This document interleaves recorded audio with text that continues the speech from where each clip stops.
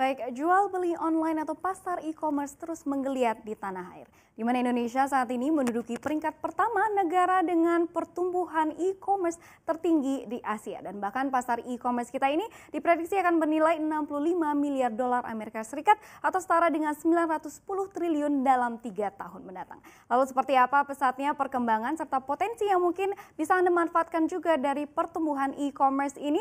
Saya akan membahasnya lebih lanjut untuk Anda pagi ini dalam e-commerce makin moncat.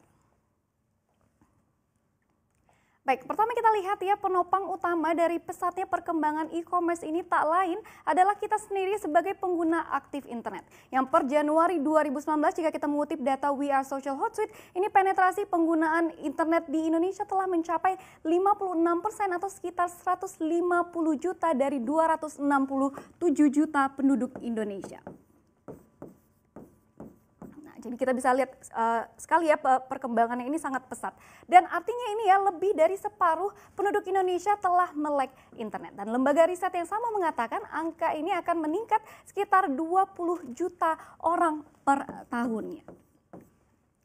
Dan kalau kita lihat ya pertumbuhan ini tercermin dari jumlah pengguna internet yang pernah atau bahkan sering berbelanja online atau kalau bahasa kerennya nih online shopper. Nah kita lihat ya dari 2016 hingga saat ini pertumbuhannya selalu di atas 10% atau 2 digit setiap tahunnya. Dimana per Januari 2019 jumlah online shopper kita ini sudah mencapai 35 juta orang.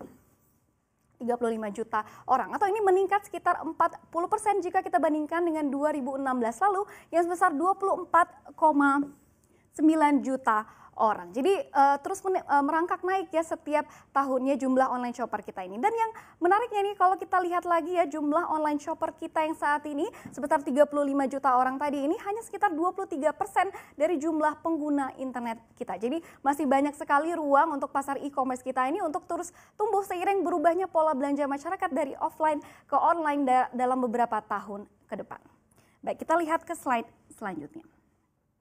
Nah, sekarang kita lihat ya nilai transaksi dari pasar e-commerce dalam beberapa tahun terakhir ini. Ini berdasarkan data dari Bank Indonesia yang mengumpulkan nilai transaksi dari beberapa pemain terbesar e-commerce tanah air seperti Tokopedia, Bukalapak, Lazada, dan teman-temannya ya. Per Mei 2019 atau data terbaru year to date ini angkanya sudah mencapai 28,8 triliun rupiah ya atau sekitar 29% dari target BI yang sebesar 99 triliun rupiah sepanjang tahun 2019 ini. Dan dengan angka 99 triliun rupiah ini, transaksi yang dipatok BI tahun ini bisa kita bilang sangat optimistis. Nah, kenapa target tahun ini bisa dibilang cukup tinggi dan optimistis? Ini sepertinya karena berkaca pada tahun 2018 lalu di mana pertumbuhan nilai transaksi ini berada jauh di atas target pemerintah dengan kenaikan mencapai 151%, mencapai 77,7 triliun rupiah jika dibandingkan dengan nilai transaksi pada tahun 2017 lalu yang sebesar 30,94. Jadi dari sini ke sini ini pertumbuhannya itu sekitar 151%. Jadi ini bisa menjadi titik ukur juga ya betapa pesatnya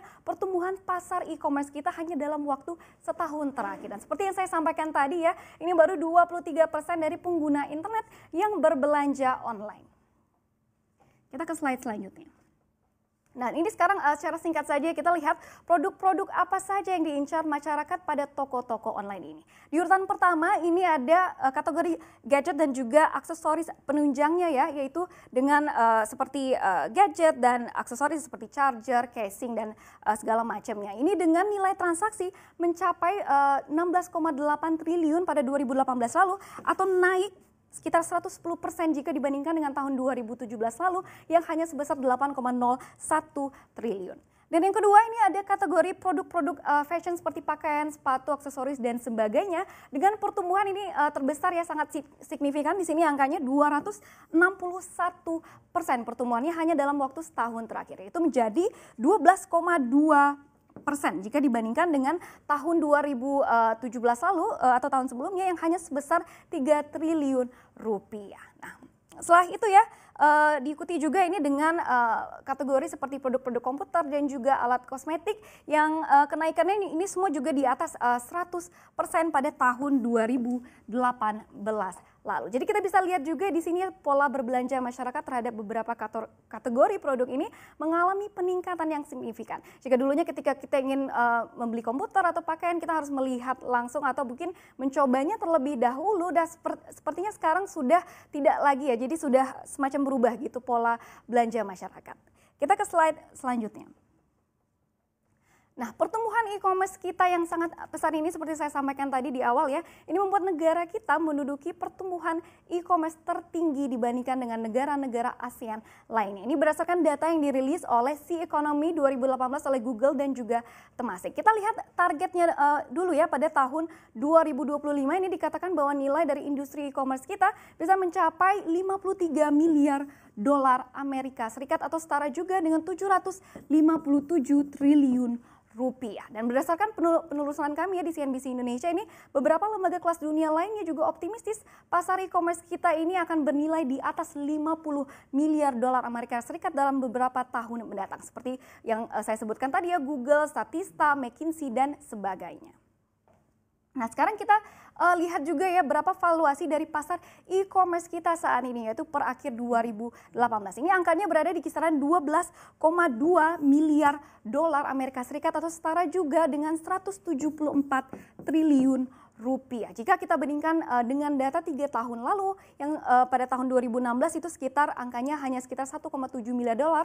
Ini artinya valuasi pasar e-commerce kita ini telah naik 7 kali lipat. Jadi makanya tak heran ya kalau lembaga-lembaga ini optimistis pasar e-commerce Indonesia ini akan bernilai lebih fantastis lagi dalam masa beberapa tahun mendatang. Jadi sekali lagi saya tegaskan ya, potensi serta peluang dari pasar e-commerce kita ini sangat besar sekali dan alangkah baiknya kalau kita bisa ikut memanfaatkannya. Sekarang kita ke slide selanjutnya.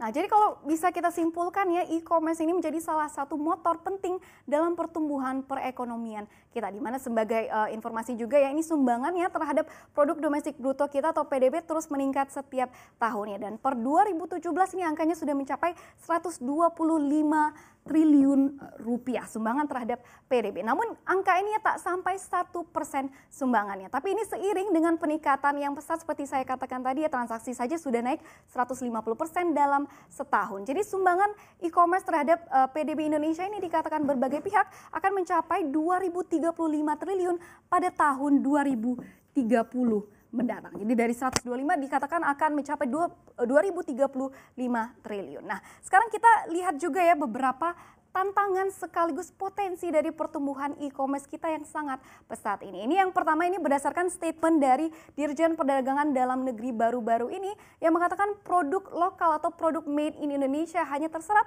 sekitar 6-7% dari total produk yang dijual di toko-toko online ini. Jadi selebihnya ya sekitar 90% itu merupakan produk luar atau produk impor, atau angkanya ini juga 89 triliun dari transaksi yang dipatok tahun ini yang tadinya sebesar 99 triliun dari transaksi e-commerce. Jadi kebanyakan ya 90% itu merupakan produk luar dan bukan produk lokal. Nah, bisa kita bayangkan ya jika kebalikannya yaitu 90% produk made in Indonesia yang dijual di platform e-commerce, berapa besarnya sumbangan terhadap perekonomian kita dari sektor e-commerce ini. Dan selain itu ya, yang kedua ada platform e-commerce ini saat ini dikatakan masih terpusat di Pulau Jawa dengan sekitar 80% dari transaksinya ini dilakukan di Pulau Jawa. Jadi belum tersebar di seluruh pelosok Indonesia. Dan hal ini ya dikarenakan ada beberapa faktor seperti terhambat permasalahan infrastruktur dan juga logistik serta akses terhadap internet yang juga mungkin masih terpusat di area urban yaitu sekitar 72%. Nah, jadi kalau kita lihat ya belum semua masyarakat Indonesia dapat menikmati serta mendapat akses terhadap pasar online ini. Nah, tapi ya seiring digenjotnya pembangunan infrastruktur pada era pemerintahan Jokowi ini sekali lagi saya tegaskan ini membuka peluang yang besar untuk pasar online ini menjangkau online shopper di seluruh pelosok Indonesia.